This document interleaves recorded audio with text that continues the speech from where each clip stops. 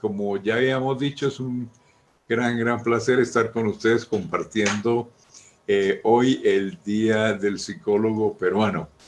Y vamos a hablar de Skinner, que es una de las figuras más destacadas de la psicología en toda su historia y que fue la figura más prominente en la psicología del siglo XX. Siguiente.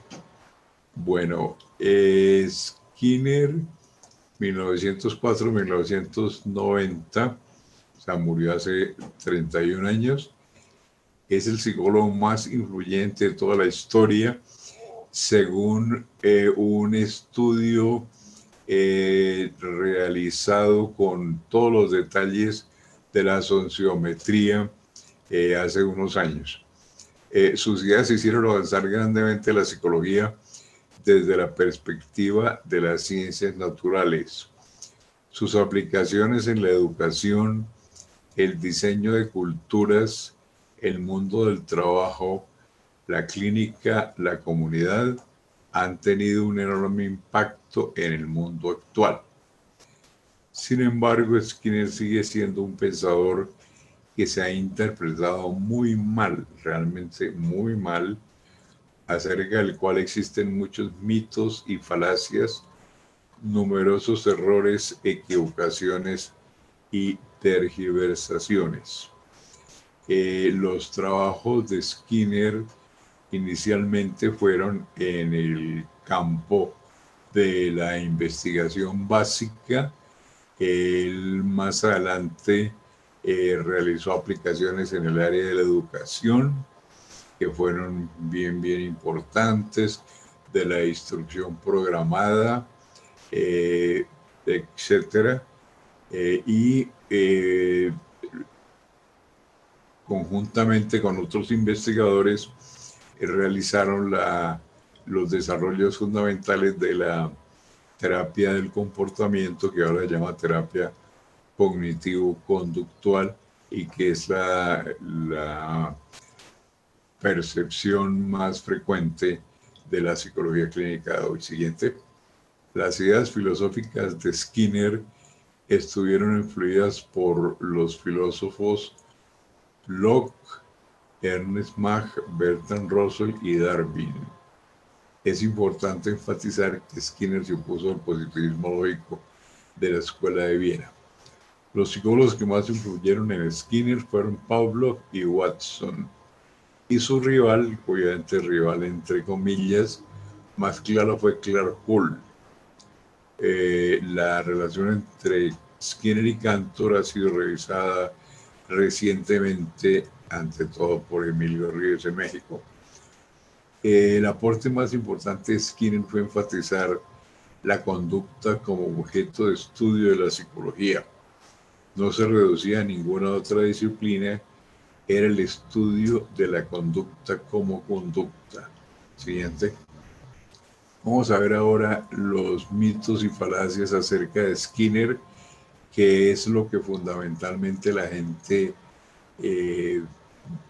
le da como más importancia. O sea, que la gente le recuerda más por los mitos que por el trabajo realmente realizado por Skinner y sus sucesores.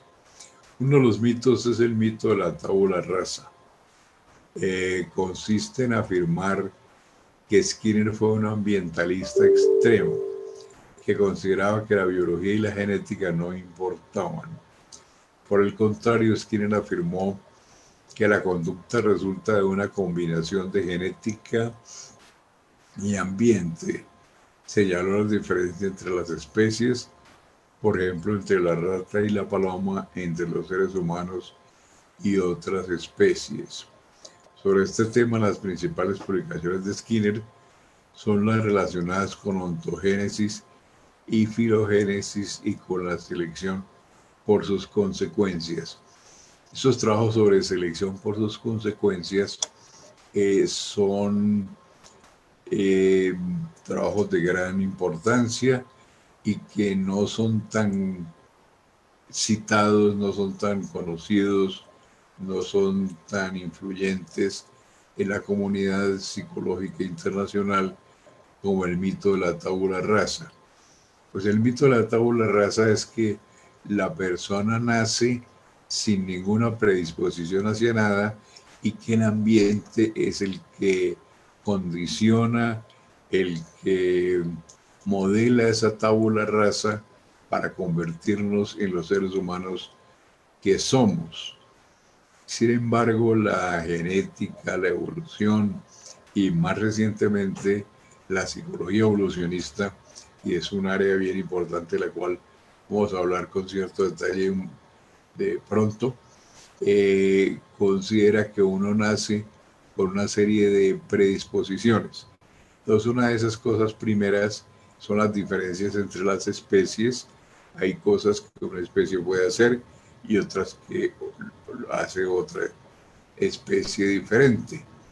Y también nosotros como seres humanos, como miembros de la especie humana, tenemos una serie de predisposiciones que inicialmente se aprendieron en el ambiente original en el cual nuestra especie vivió durante millones de años. Eso es lo que da origen a la psicología evolucionista. Entonces, decir que Skinner no le dio importancia a la genética, a las predisposiciones con las cuales uno nace, es lo que se llama el mito de la tabula rasa, que es completamente falso, es un mito. Siguiente.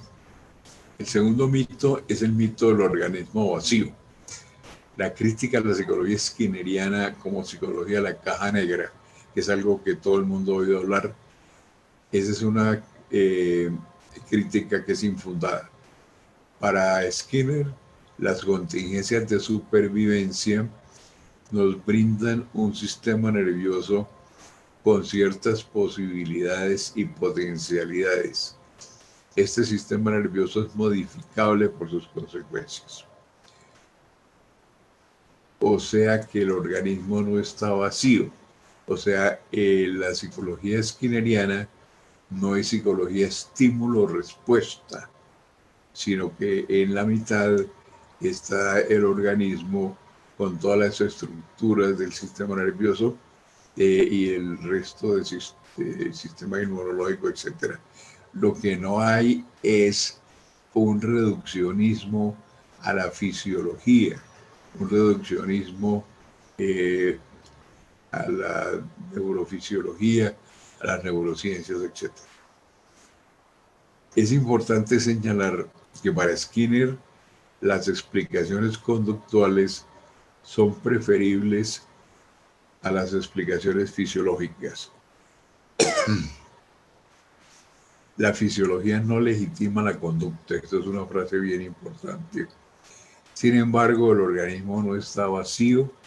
Afirmarlo sería ir contra la evidencia científica. Siguiente.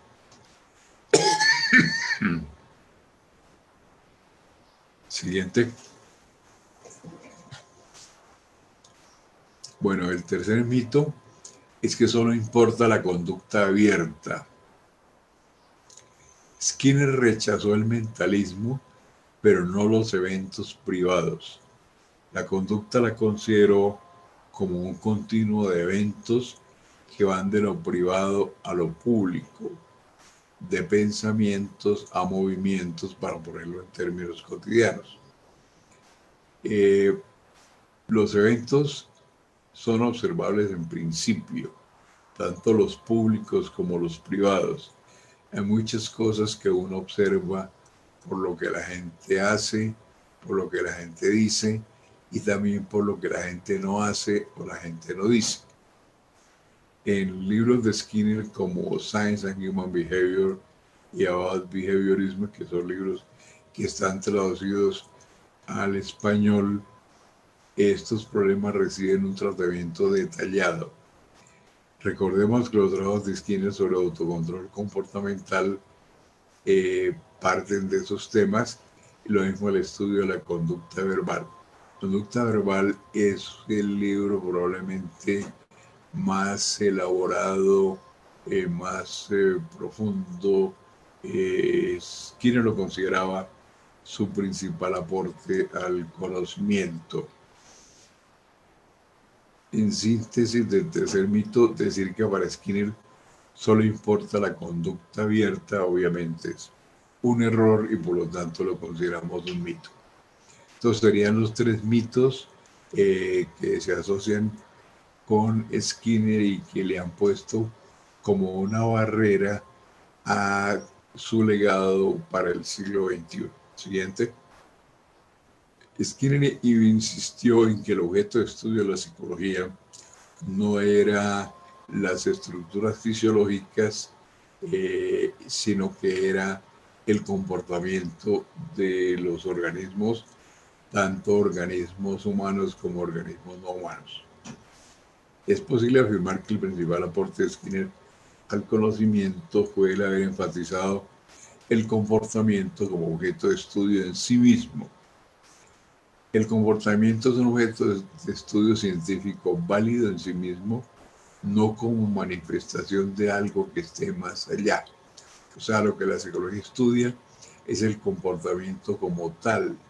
Estudiamos la conducta inteligente, las diferencias entre la conducta de una persona y otra, la manera como las consecuencias influyen en que aumente o disminuya la probabilidad de un comportamiento.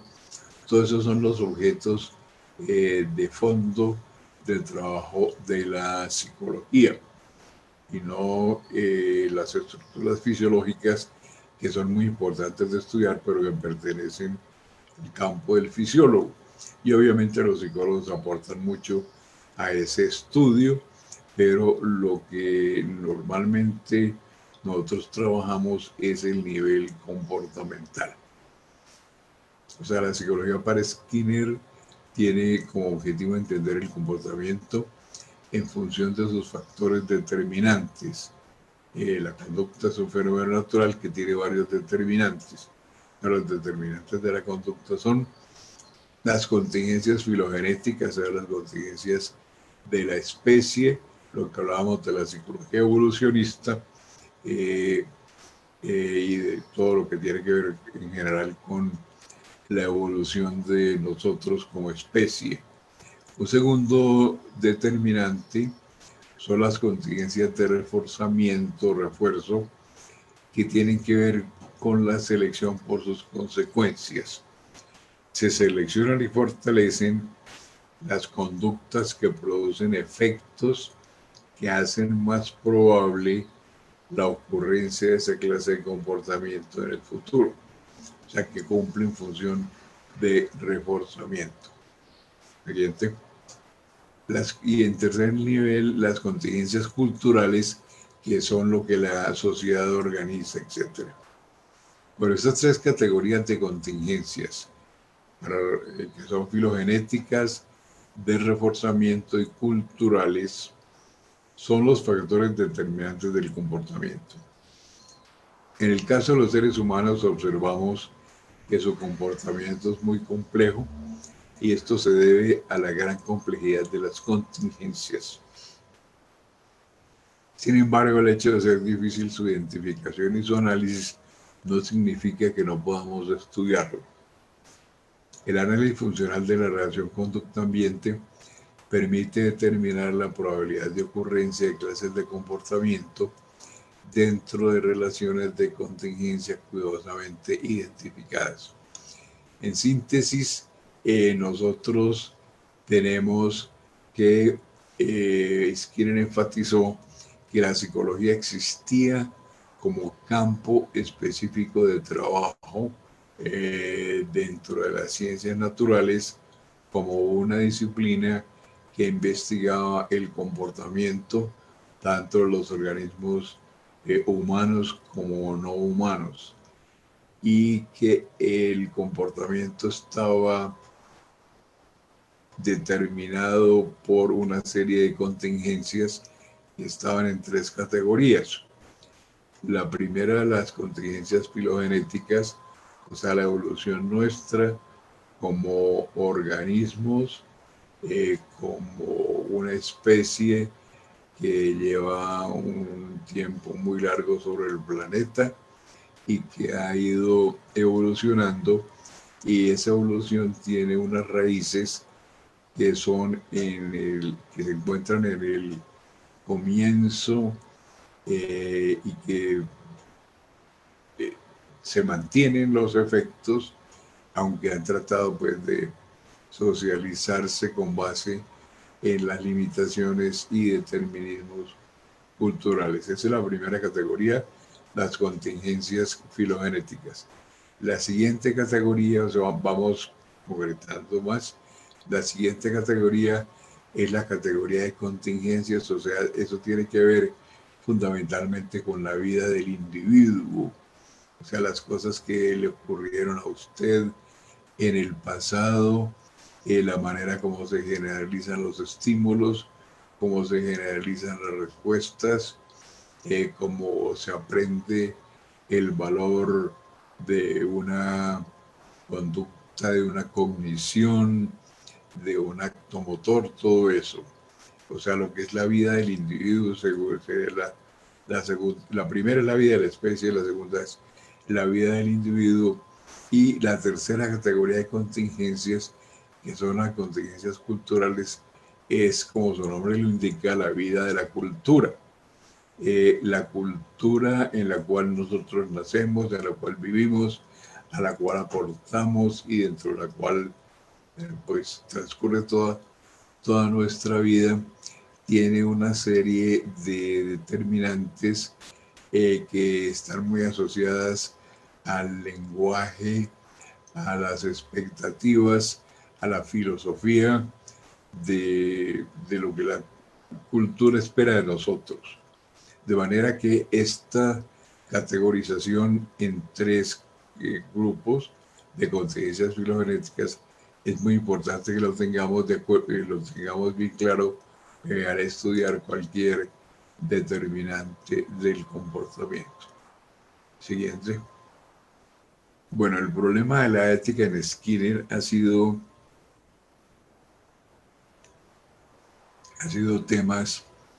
un tema muy estudiado, y tiene que ver con el tema del determinismo y de la libertad. Al conocer mejor las condiciones genéticas, las contingencias de reforzamiento y la historia previa del organismo, podemos hablar con mayor certeza de determinismo. Tiene insistido en que el comportamiento como parte del mundo real está determinado por una serie de variables que son las que hemos descrito.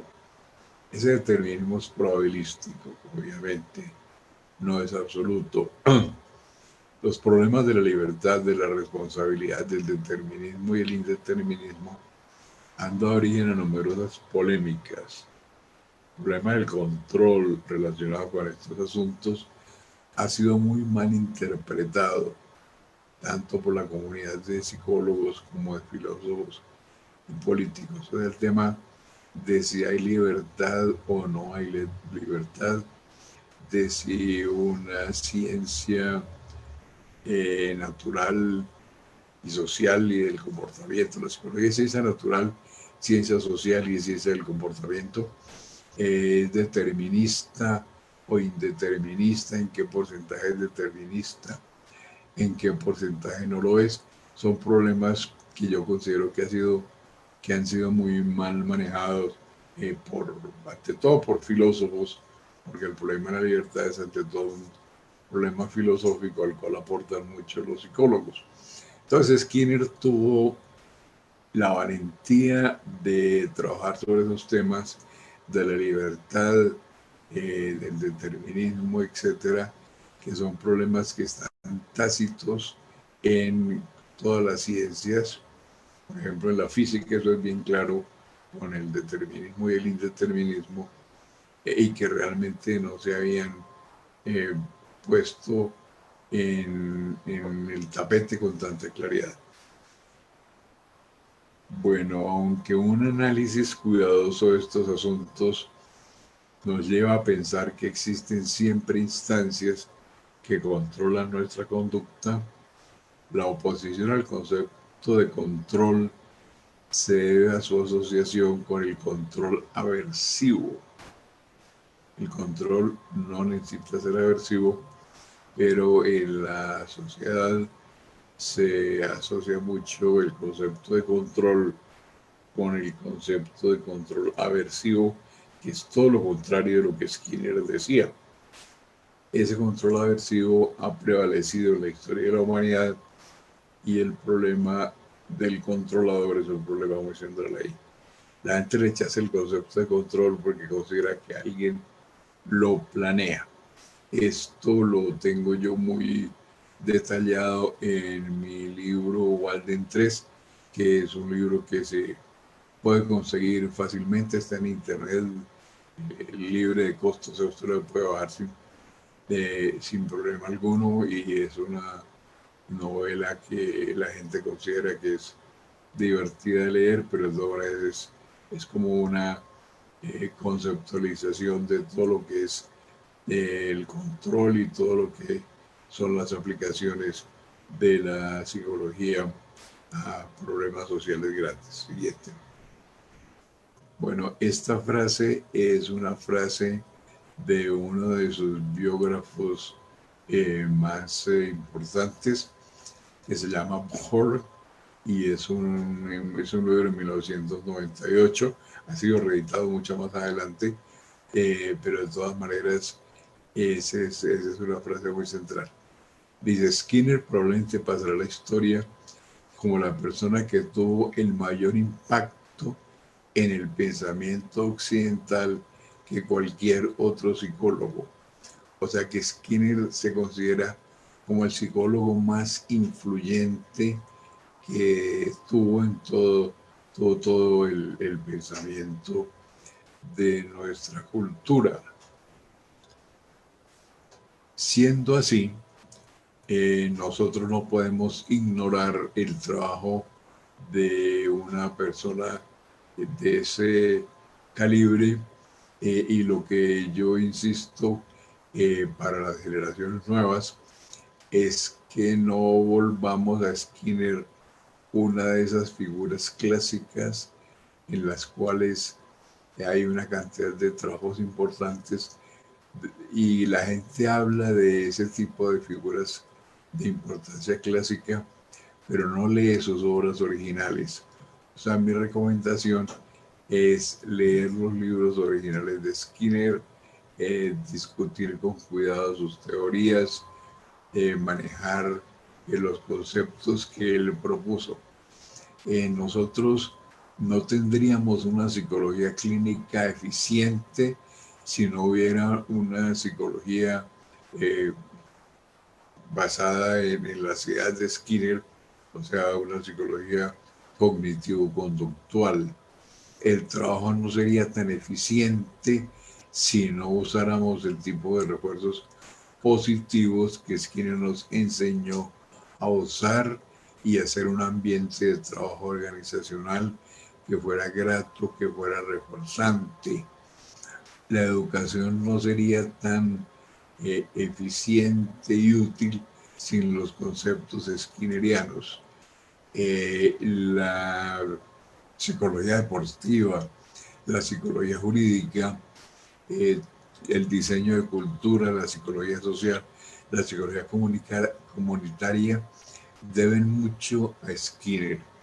Todo lo que yo estoy recordándole a los colegas y a las siguientes generaciones es la importancia de volver a leer a Skinner, de regresar a sus obras y de manejar su legado en la forma en que Skinner lo merece. O sea, es una figura para el siglo XXI.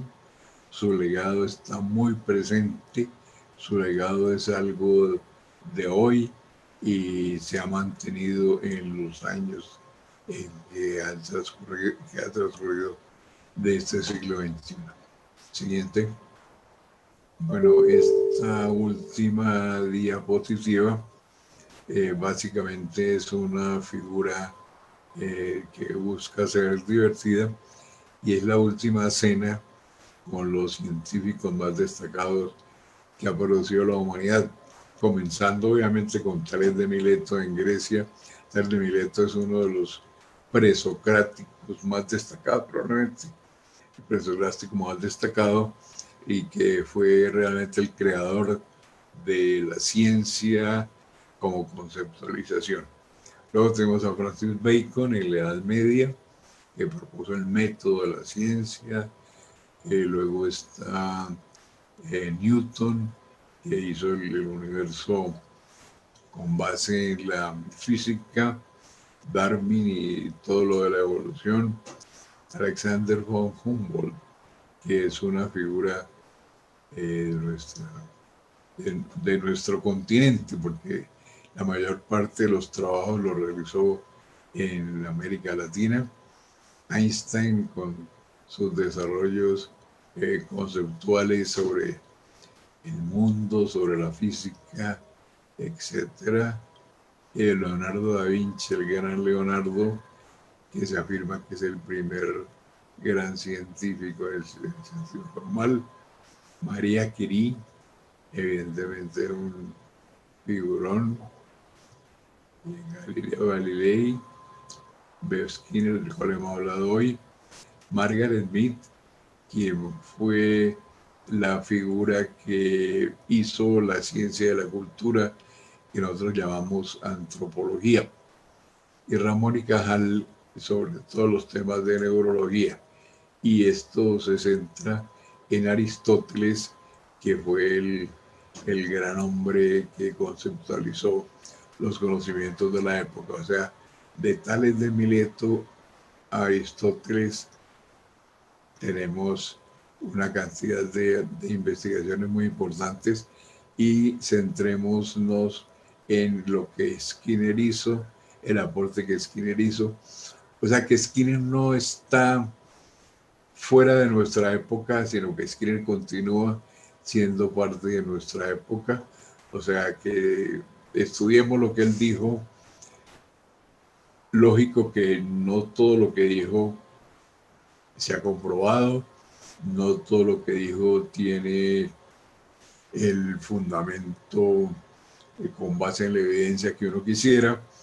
O sea, hay muchas cosas que tienen que mejorarse, y evidentemente se han mejorado. O sea, hay varias generaciones de personas que han seguido sus trabajos y los han corregido, los han mejorado. O sea, no se trata de decir que toda la verdad está en Skinner, pero si quieren hay muchas cosas que valen la pena de ser rescatadas y de ser estudiadas. De manera que con ese mensaje los dejo. Feliz día del psicólogo peruano, y feliz día de una profesión que está aportando tanto al desarrollo del país, al desarrollo de la humanidad, y a que la calidad de vida de todos nosotros sea cada vez mejor. Entonces, muchas felicidades y que disfruten el Día del Psicólogo. Muchas gracias, doctor Rubén Arriola, por las palabras y por lo que nos ha presentado el día de hoy. En verdad nos es muy, muy importante y muy relevante, ¿no? Y ahí están felicitándonos, felicitando a su trabajo, la actividad de hoy día. Nos da mucho gusto. No sé si nos sigue escuchando, doctor Rubén. Sí. Su Sí. cámara ya no lo vemos, pero aprovecho para pedirle si es que tiene unos minutos más para algunas preguntas. Si Sí. usted está excelente, ¿no? Entonces aquí hay una pregunta de parte de un miembro de la asociación.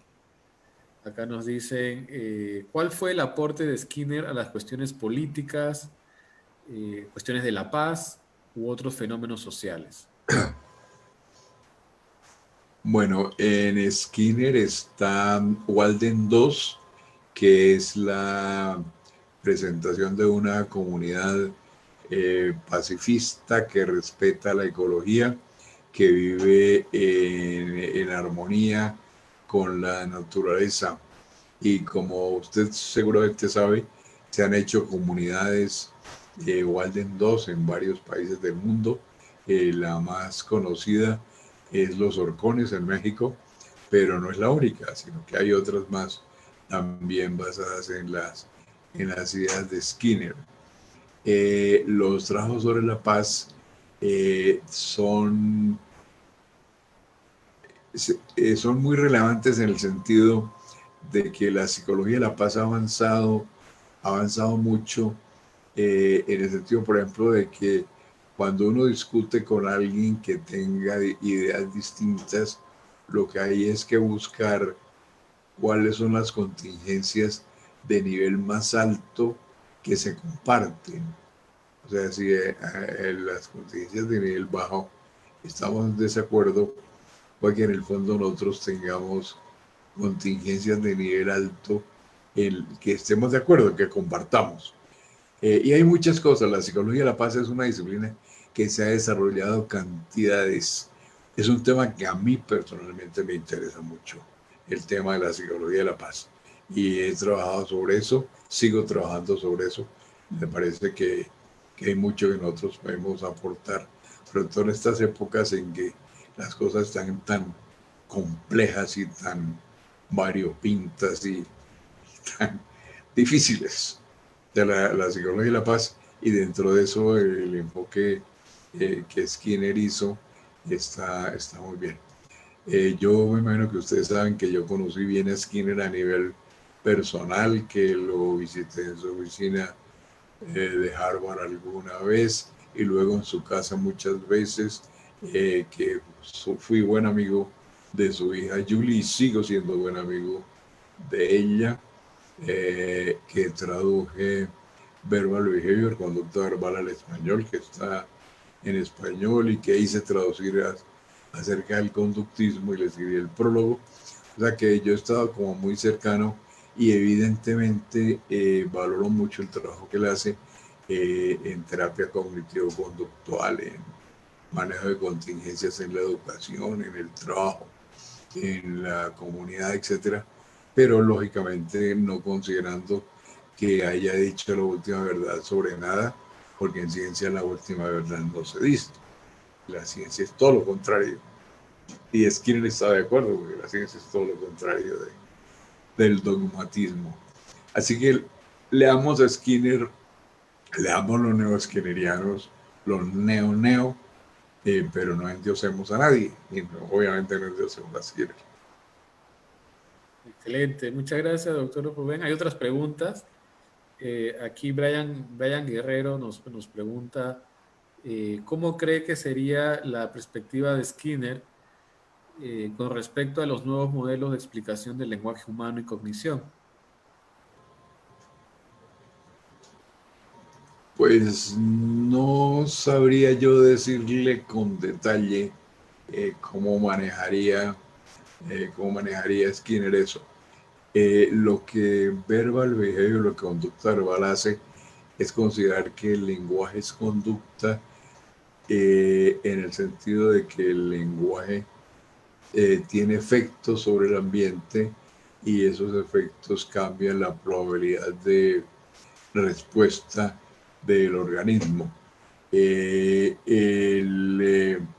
Los neo-skinnerianos le dan mucha importancia a la cognición, porque como veíamos antes, se suponía que el mundo interno no era muy relevante para la psicología de Skinner, pero el mundo interno sí es muy relevante para la psicología de Skinner, y los análisis del lenguaje son muy cognitivos.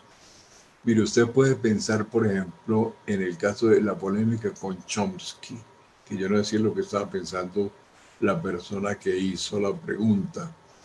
Lo que fundamentalmente hace Chomsky en el lenguaje es hablar de los orígenes filogenéticos del lenguaje. O sea que nosotros tenemos estructuras innatas del lenguaje.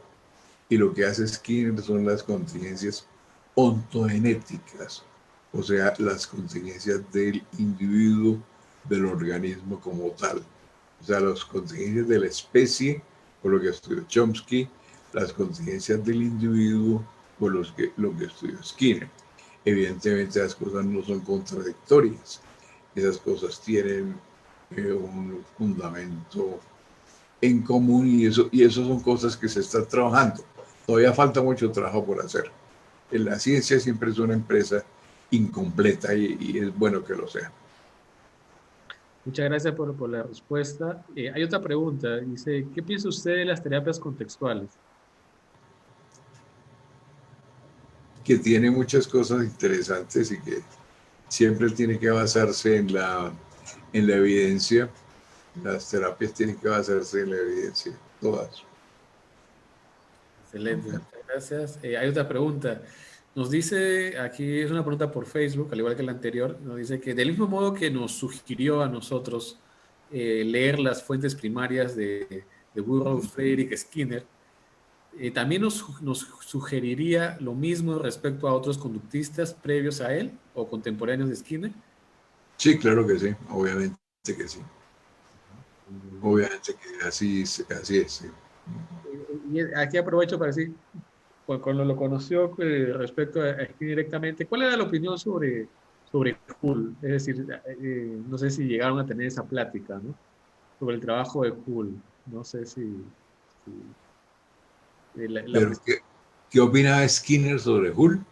sí. Es decir, ya cuando lo conoció usted, ¿no? Porque hay muchos trabajos previos, ¿no? Pero no sé si hubo esa plática en su momento. Yo creo que la matematización y la organización conceptual que tenía Hull no eran lo que realmente Skinner estaba haciendo. Mi opinión personal al respecto es que cuando se comienza una disciplina a trabajarla así en forma fuerte, robusta, por la seriedad con la cual lo hizo Skinner, se utiliza la metodología inductiva, que es acumular datos y con base en eso formular leyes, eso todos ustedes lo saben. Y cuando ya hay suficiente información, entonces se utiliza la metodología deductiva, que es tener consecuencias de eso, de esas leyes que se han aplicado. O sea, Skinner estaría en la etapa inductiva y Hull en la etapa deductiva.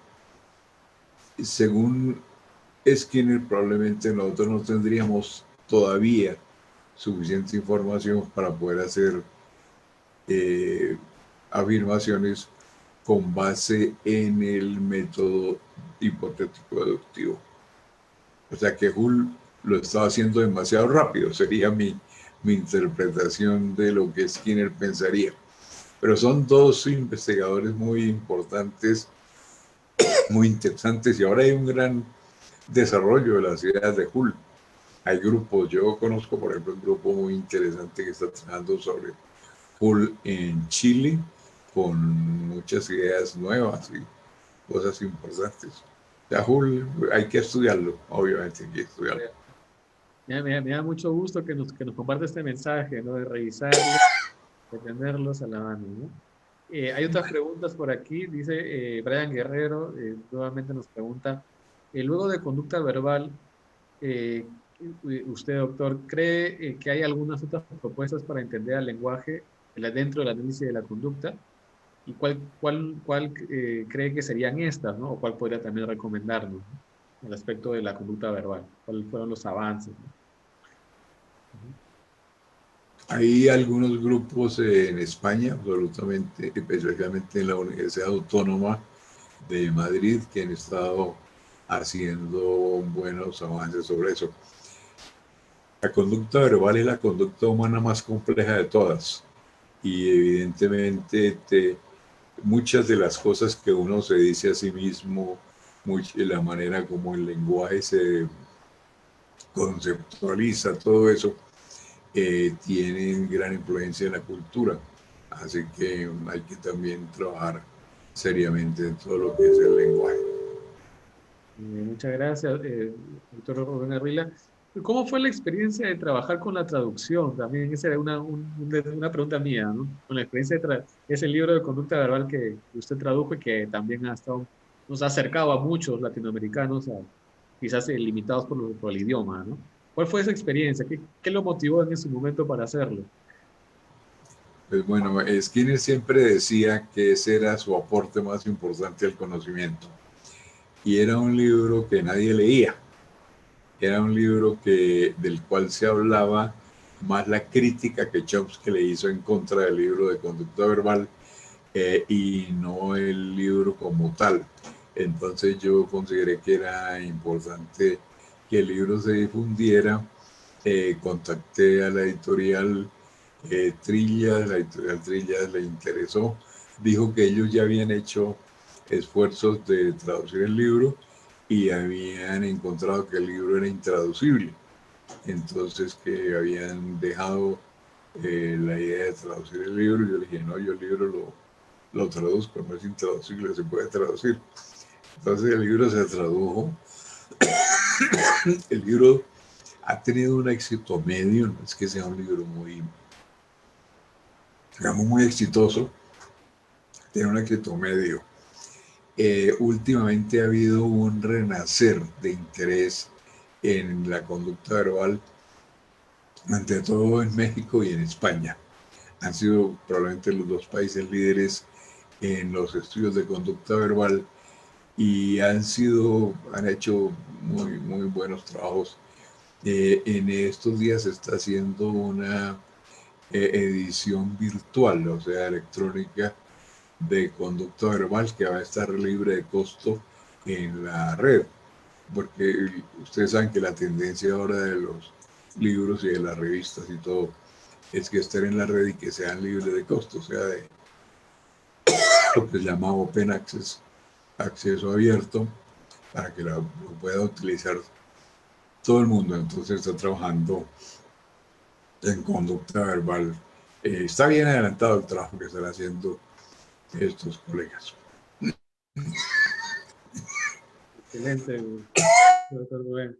Ahí, ya que está. Creo creo que la garganta, ¿no? No se preocupe, doctor. Bueno, Espero que muchas eh, gracias de todas maneras. sí, aquí hay una última pregunta ya, que es, ¿cuál es su visión acerca de la psicología en Latinoamérica, teniendo en cuenta que algunas universidades omiten o no dan la importancia merecida al trabajo de Skinner, o en general al conductismo, ¿no? ¿Considera que ha habido un cambio, una mejora a partir de los años que usted está involucrado en la temática, ¿no?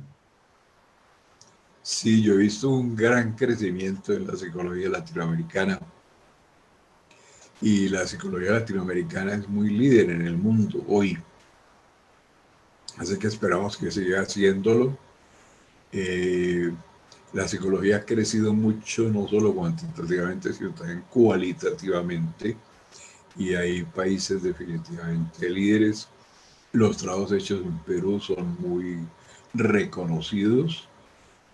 Por ejemplo, los trabajos de Alarcón, los trabajos de Anicama, los trabajos de mucha gente, de Ramón León, muchos trabajos de altísimo nivel tienen reconocimiento internacional y también de otros países. La psicología latinoamericana ha sido una empresa creciente y que se toma en serio. Yo siempre he dicho que la psicología latinoamericana hay que colocarla en el mapa. Es un término que yo he utilizado con frecuencia.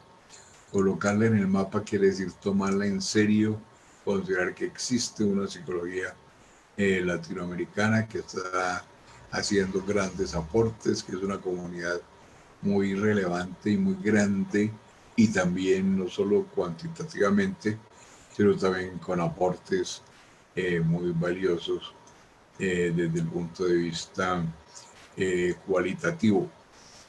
Lo que más probablemente hemos trabajado en América Latina ha sido la psicología social, por los problemas obvios con los cuales uno se encuentra todos los días. Y en segundo lugar estaría el análisis del comportamiento, que fue lo que hablamos hoy. Y otra cosa muy importante ha sido la neuropsicología. O sea, los aportes en neuropsicología son muy centrales también. O sea, la psicología latinoamericana es una disciplina, un área creciente, y yo espero que así siga. Estoy seguro de que así va a ser. Así que muchas gracias. Y la verdad es que usted también ha intervenido en que sea posible, ¿no? Eso nos da gusto mencionarlo, todos los que estamos un poco más involucrados en estos tópicos, ¿no? Sus traducciones, sus libros, el material que ha dado. Y ahora, justamente, ya para acabar con una pregunta, ¿qué lo motivó para la escritura de Walden 3?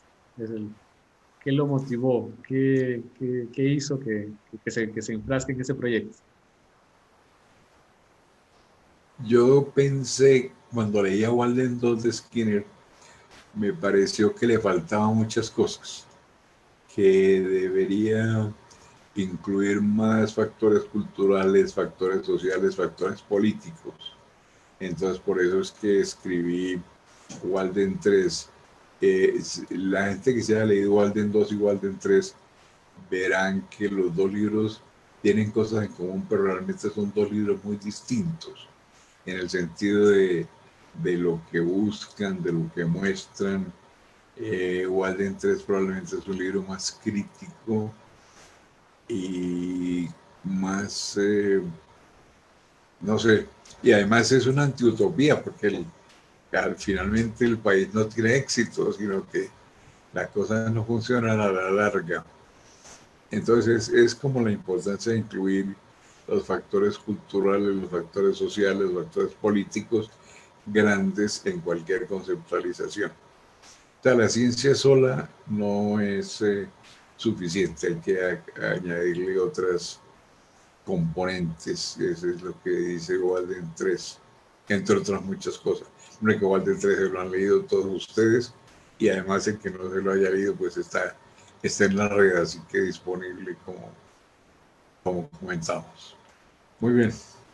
Muchas gracias. Bueno, ya estamos con el tiempo, pero nos gustaría seguir conversando con usted. Espero que esta sea la primera actividad de acercamiento con su trabajo. Nos aventuramos, ¿no? A escribirle. Entonces esperamos que se mantenga esta clase de oportunidades, ¿no? Y también eventualmente cuando pase quizás la pandemia, pues podamos, ya sea ir o ya sea usted, volver a visitarnos, ¿no? Que ya ha visitado varias veces el Perú, me acuerdo, ¿no? Eso sí. Eh, Claro que sí, será un gran placer. bueno, entonces eso sería, no sé si Corina tiene algunas otras palabras para ya terminar. No, no, nada más agradecerle, doctor Rubén, por su disposición, su pronta respuesta también a nuestra invitación y en verdad que esperamos contar con su presencia en algún otro espacio académico dentro de la asociación, ¿no? Los miembros somos seguidores de su trabajo y bueno, ha sido en verdad un gran honor poder tenerlo aquí hoy día. Muchas gracias por su tiempo. Muchas gracias a usted por su invitación y les deseo lo mejor en su trabajo. Y gracias por invitarme.